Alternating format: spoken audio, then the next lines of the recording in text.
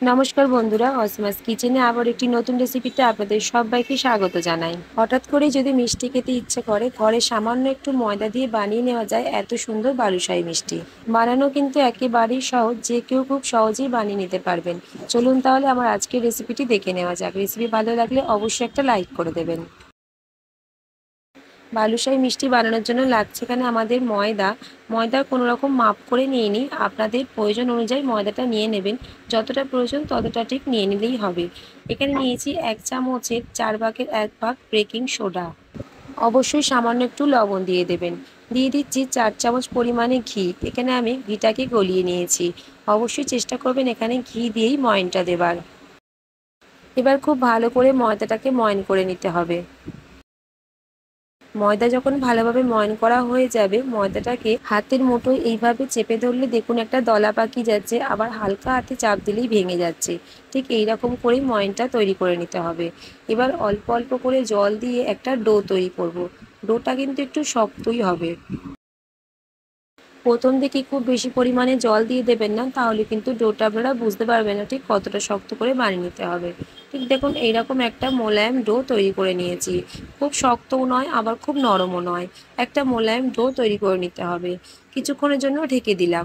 1 minute মতন ঢেকে রেখে দিয়েছিলাম। তারপরে ডোটাকে আবারও একবার ভালো করে হাতের সাহায্যে মেখে নিচ্ছি। এবার ময়দার ডোটাকে ঠিক 2 হাতে এইভাবে আমি ছিঁড়ে ছিঁড়ে আবারও একের উপর এক চাপিয়ে দিয়ে আবারও ছিঁড়ে নিচ্ছি। ঠিক এইরকম করে তৈরি করে নিয়ে লেয়ারটা কিন্তু বেশ ভালোভাবে পড়বে। বালুশাহী মিষ্টিটা খুব ভালো খেতে লাগবে। 5-6 বার মতন ময়দাটাকে ঠিক এইরকমভাবে আমি ছিঁড়ে একের উপর এক চাপিয়ে একবার মেখে নিলাম। তারপর এখান থেকে আমি ঠিক ছোট ছোট করে ডো তৈরি করে নিচ্ছি। আপনারা চাইলে কিন্তু মিষ্টির সাইজটা একটু বড়ও করতে পারেন কিংবা ছোটও করতে পারেন। আমি ঠিক একটা মিডিয়াম সাইজের ডো তৈরি করে নিয়েছি। এবার এই ডোটাকে 2 হাতে করে একটু ভালো করে চেপে চেপেই গোল করে নিতে হবে। একটু বেশ চেপেই কিন্তু গোলটা তৈরি করতে হবে, তাহলে লেয়ারগুলো কিন্তু বেশ ভালোভাবে বোঝা যাবে। দেখুন ঠিক এরকম করে নিয়ে মাঝখানে একটা আঙুল দিয়ে ঠিক এইভাবে একটু চেপে চেপে ঘুরিয়ে দিতে হবে। তাহলে কিন্তু দেখতে ঠিক বালুশাহী মিষ্টির মতন তৈরি হয়ে যাবে। এই একইভাবে আমি সবগুলোকেই বানিয়ে নেব। এই মিষ্টিগুলো দেখতে যতটাই সুন্দর হয় বন্ধুরা, খেতে কিন্তু ভীষণ ভালো লাগে। একবার বানিয়ে অবশ্যই দেখতে পারেন। সব লিচিগুলোকে আমি ঠিক এই একইভাবে তৈরি করে নিয়েছি। দেখতে দেখুন কতটা সুন্দর হয়েছে। ঠিক এইরকম করেই সবগুলো বানিয়ে নিতে হবে। চলুন এবার এগুলোকে আমি ভেজে নেব। তার জন্য গ্যাসের ওভেনে একটি ফ্রাই প্যান বসিয়ে দিয়েছি। পরিমাণ মতন তেল নিয়ে নিলাম। তেলটা কিন্তু একেবারেই ঠান্ডা অবস্থায় আমি মিষ্টিগুলোকে একে একে ছেড়ে দিচ্ছি। আর গ্যাসের আঁচটা কিন্তু একেবারেই লো করে রেখেছি।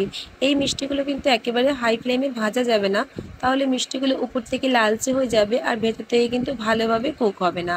একদম গ্যাসের আঁচটা লো করে আস্তে আস্তে ভেজে নিতে হবে, তাহলে মিষ্টিগুলো উপর থেকেও খাস্তা হবে আর ভেতর থেকেও কিন্তু বেশ খাস্তা হবে। দেখুন ঠিক এইভাবে আমি উল্টে পাল্টে একটু সময় নিয়ে আস্তে আস্তে ভেজে নেব। প্রথমের দিকে নাড়াচাড়া করবার দরকার নেই, কিছুক্ষণের মধ্যেই দেখবেন মিষ্টিগুলো অনেকটাই কিন্তু ফুলে উঠেছে। তখন আস্তে আস্তে একটা চামচের সাহায্যে ঠিক এক পিঠ এক পিঠ করে উল্টে দিতে হবে। দেখুন একদম লো আছে ঠিক উল্টে পাল্টে আমি এরকম লালচে লালচে করে ভেজে নিয়েছি। এর থেকে আবার বেশি ভেজে নেবার দরকার নেই। দেখুন কত সুন্দর লাগছে মিষ্টিগুলো। হঠাৎ করে যদি মিষ্টি খেতে ইচ্ছা করে, ঘরে সামান্য একটু ময়দা থাকলেই আপনারা এই মিষ্টিগুলো খুব সহজেই বানিয়ে নিতে পারবেন।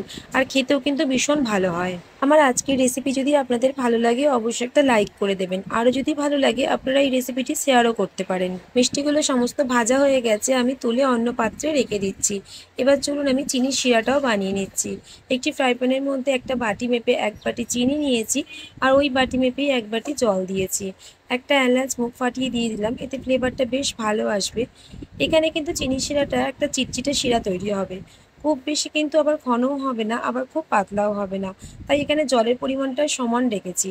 চিনিটা শুধু মেল্ট হয়ে গেলেই হয়ে যাবে, খুব বেশিক্ষণ কিন্তু ফোটাতে লাগবে না। দেখুন চিনি খুব ভালোভাবে মেল্ট হয়ে গেছে। এখানে একতার বা দুই তারের শিরা হবে না, কিন্তু একটা বেশ আঠালো চিটচিটে শিরাই তৈরি করতে হবে। চিনির শিরা কিন্তু এখানে আমার একেবারেই রেডি হয়ে গেছে। আর এর থেকে বেশি ফুটিয়ে নেবো না, গ্যাসের আঁচটা কিন্তু একেবারেই অফ করে দিয়েছি। এবার এই শিরার মধ্যে একে একে আমি ভেজে রাখা মিষ্টিগুলোকে দিয়ে দিচ্ছি। খুব বেশিক্ষণ কিন্তু চিনির শিরার মধ্যে রাখবার দরকার নেই। কিছুক্ষণ রেখে একটু উল্টে পাল্টে নাড়াচাড়া করে নিলেই কিন্তু এই মিষ্টিগুলো খুব সহজেই তৈরি হয়ে যায়। আর খুব তাড়াতাড়ি কিন্তু রসও ভেতরে ঢুকে যায়। সব বালুশাহী মিষ্টিগুলোকে এখানে আমি রসের মধ্যে দিয়ে দিচ্ছি। 1 মিনিট মতন নেড়ে চেড়ে রসের মধ্যে রেখে দিয়েছিলাম, তারপরে একে একে মিষ্টিগুলোকে আমি তুলে নিচ্ছি। দেখুন কতটা সুন্দর দেখতে লাগছে। এই মিষ্টিগুলো যতটা সুন্দর দেখতে হয় বন্ধুরা, খেতে কিন্তু ভীষণ ভালো লাগে। এই বালুশাহী মিষ্টিগুলো বন্ধুরা একেবারেই তৈরি হয়ে গেছে। এর থেকে বেশি কিন্তু আমি রসের মধ্যে রাখবো না। এবার রস থেকে তুলে অন্য পাত্রে রেখে দিচ্ছি। দেখুন কতটা সুন্দর দেখতে লাগছে।